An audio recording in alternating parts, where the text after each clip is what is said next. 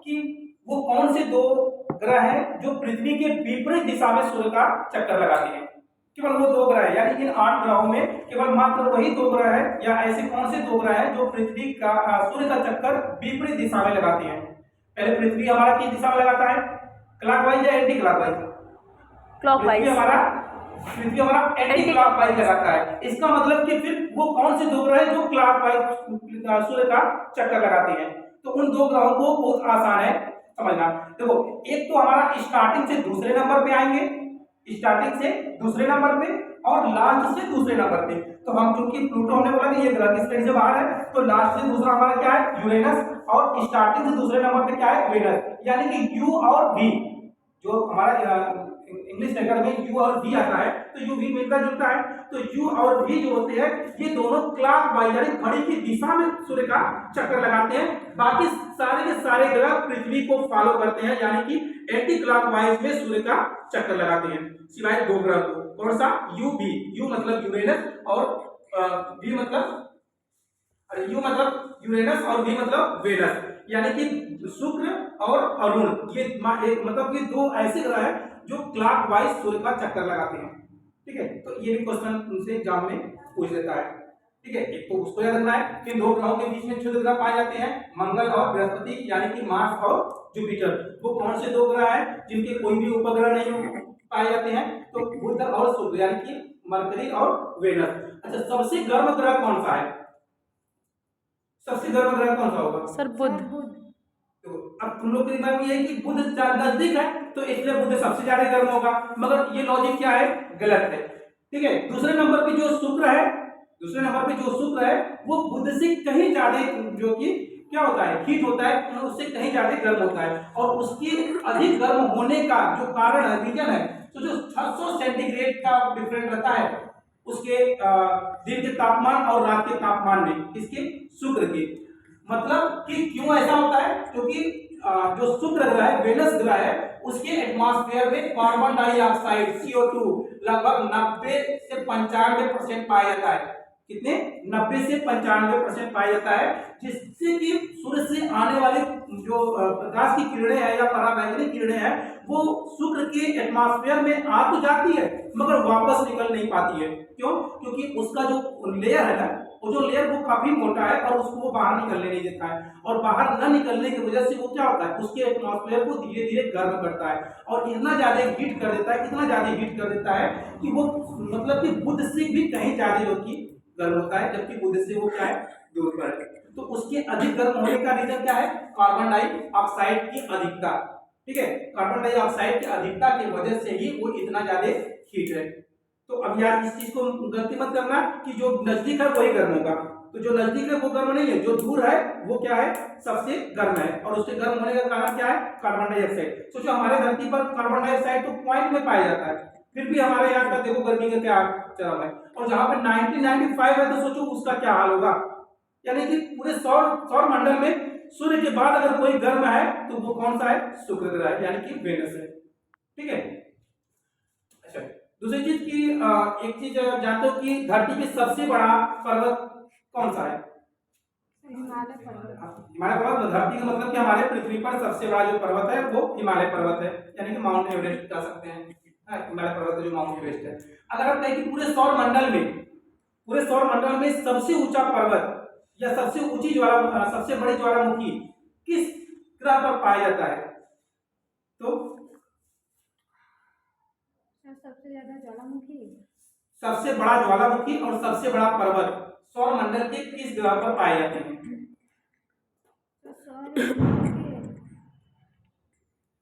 शायद शुक्र, शायद शुक्र, जुपिटर, मार्स, मंगल ग्रह पे। मंगल ग्रह पर माउंट एवरेस्ट से 3 गुना ऊंचा।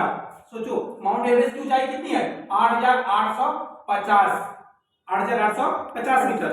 अब इसी में 3 का मल्टीप्लाई करो तो उतनी ऊंचा पर्वत कहां पे है, मार्स पे, यानी कि मंगल ग्रह पे। माउंट एवरेस्ट से भी 3 गुना ऊंचा पर्वत है निस ओलंपिया। तो ज्वालामुखी है, ओलंपस मोन्स है। ओलंपस मोन्स जो है पर्वत है वो हमारा पाया जाता है कहां पे, मार्स पे, ओलंपस मोन्स।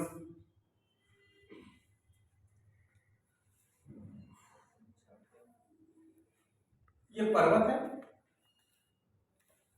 और निस्क ओलंपिया,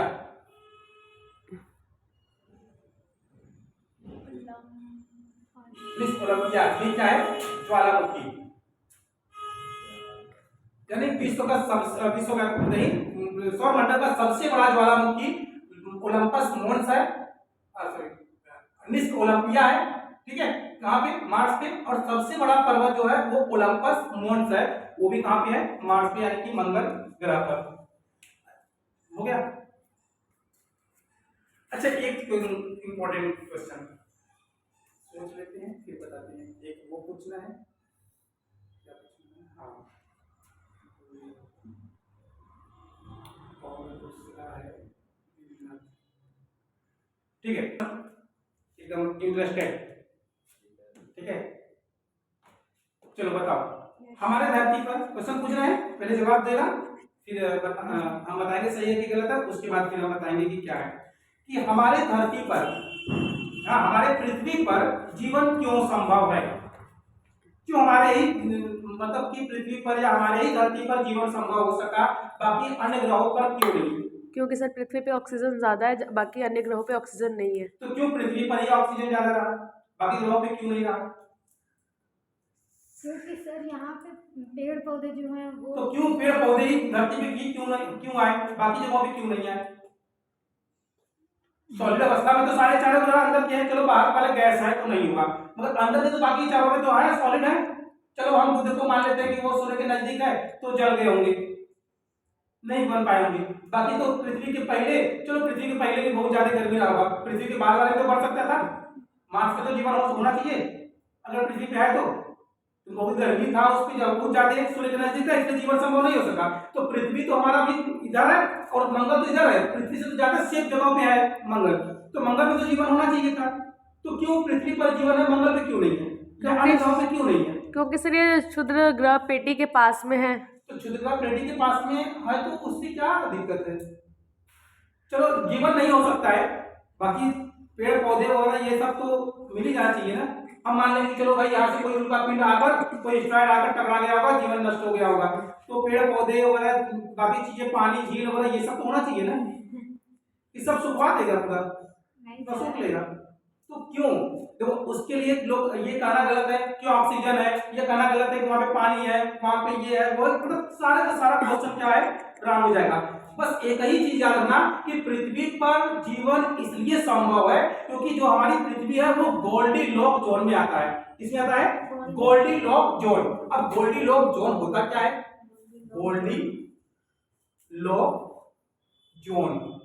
अब गोल्डीलॉक जोन क्या होता है भाई? गोल्डीलॉक जोन की वजह से पृथ्वी पर जीवन संभव है, तो गोल्डीलॉक जोन होता क्या है? तो ध्यान देना कि गोल्डीलॉक, पहले समझ लो, गोल्डीलॉक जोन का मतलब यह है कि सूर्य से कितनी मात्रा में हमको प्रकाश की आवश्यकता है, मतलब कि ना तो आवश्यकता से अधिक ना आवश्यकता से कम, जितनी जरूरत है उतनी हमको सूर्य से प्रकाश मिल रही है, और उसकी वजह से पृथ्वी पर एटमॉस्फेयर उस तरह का बढ़ सका।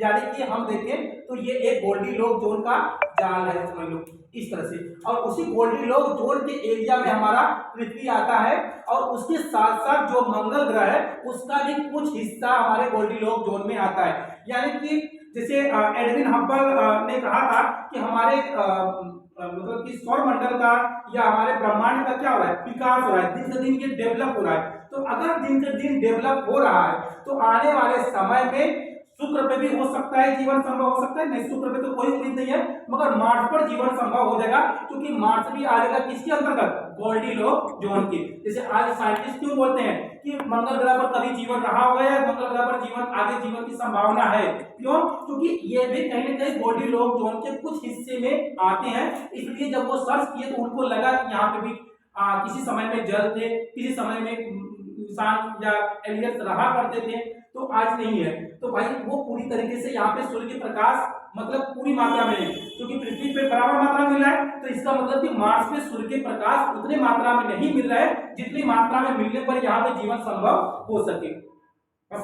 यानी कि थोड़ा सा अगर, अच्छा ये बताओ, अगर हम पृथ्वी की जगह पे दूसरे ग्रह को रख दें या पृथ्वी को उठाकर हम इधर कर दें तो क्या पृथ्वी पर जीवन रहेगा? नहीं सर, नहीं रहेगा। अगर ऐसा कि पृथ्वी में सब है, सब कुछ पाया जाता है, तो हम कहते हैं सब कुछ पाया जाता है, तो हम इसको उठाकर हम इधर रख देते हैं बृहस्पति के पास या शनि के पास या यहाँ पे रख देंगे, तो क्या उसमें जीवन संभव रहेगा? नहीं। जैसे ही उस स्थान को हम बदलेंगे और उसकी जगह पे हम लाकर इसमें से कोई भी, ये दानव ग्रह है, दानव को ले जाकर यहाँ पे रख देंगे पृथ्वी की जगह पे, तो उस दानव ग्रह पर भी क्या होंगे? इंसानी बस्तियां बसना शुरू हो जाएगी, इंसानों का जन्म होना शुरू हो जाएगा, एटमॉस्फेयर बनेगा, वनस्पति पेड़ पौधे सब कुछ बनना शुरू हो जाएंगे और हमारे धरती से क्या होगा? जीवन समाप्त हो जाएगा। फिर हम अगर हम इस लाइन में लाएंगे तो हमारे धरती पर क्या होगा? गैस ही गैस होगा।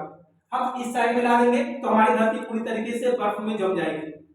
हम उसको पहले रख देंगे तो पूरी तरीके से जल के पूरी सब कुछ खत्म हो जाएगा। तो कहने का मतलब है कि पृथ्वी की जगह पर इन ग्रहों में से किसी भी ग्रह को लाकर रख देंगे। ग्रह को तो छोड़ दो, अगर हम इनमें से ये जो टाइटन गैनीमेड है, जो टाइटन है, टाइटेनिया है, इनमें से किसी उपग्रह को भी अगर हम रख देंगे पृथ्वी की जगह पे ना, तो उस पे भी जीवन संभव हो जाएगा, भले वो आकार में उससे छोटा हो। यानी कि एक बड़ा आकाशीय पिंड भी रख देंगे ना, तो उस पे भी जीवन संभव हो सकता है।